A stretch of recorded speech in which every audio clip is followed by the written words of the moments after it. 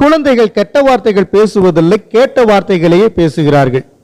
TV நிகழ்ச்சிகளில் வரும் double meaning வசனங்களை வைத்தவர்கள் பேசுகிறார்கள். அம்மா அப்பா பேசுகிற வார்த்தைகளை காது கொடுத்து கவனமாய் குழந்தைகள் கேட்டுவிட்டு அதை தன்னுடைய நண்பர்களிடம் பேசி மகிழ்கிறார்கள்.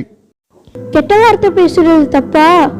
கெட்ட வார்த்தை பேசுறவங்களுக்கு ஏதாச்சும் பதில் சொல்லுங்க. பெற்றோர்களுக்கும் பெரியவர்களுக்கும் தெரியும் கெட்ட வார்த்தை பேசுவது தவறு என்று. ஆனால் ஒரு சிறிய மகன் கேட்கிறான், கெட்ட வார்த்தை பேசுகிறது தப்பா என்று. கோபம் கொண்ட பெற்றோர்கள் தங்களுடைய பிள்ளைகளை கெடுக்கிறார்கள்.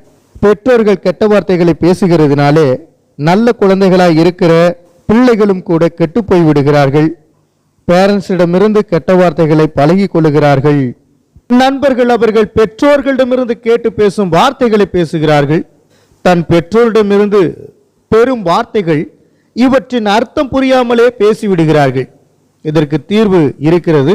கெட்ட வார்த்தைகளை பேசுவது ஏன் தவிர்க்கப்பட வேண்டும் என்று வேதாகமும் நமக்கு பலவிதத்திலும் உதவியாய் இருக்கிறது. நம்மிலிருந்து உருவானவர்களே நம்முடைய குழந்தைகளாய் இருக்கிறார்கள். எனவே உங்களுடைய குழந்தைகளுக்கு நீங்கள் நல்ல காரியங்களை கற்பிக்க வேண்டும் என்றால் பைபிளில் உள்ள வார்த்தைகளை சொல்லிக் கொடுங்கள். அப்பொழுது அவர்கள் கெட்ட வார்த்தைகளை பேச மாட்டார்கள். இயேசு கிறிஸ்து சொல்லுகிறார், மத்தேயு 12:36 வசனத்தில் இருக்கு, மனுஷர் பேசும் வீணான வார்த்தைகள் யாவையும் குறித்து நியாய தீர்ப்பு நாளிலே கணக்கு ஒப்புவிக்க வேண்டும் என்று மெய்யாகவே உங்களுக்கு சொல்லுகிறேன் என்று சொல்லுகிறார்.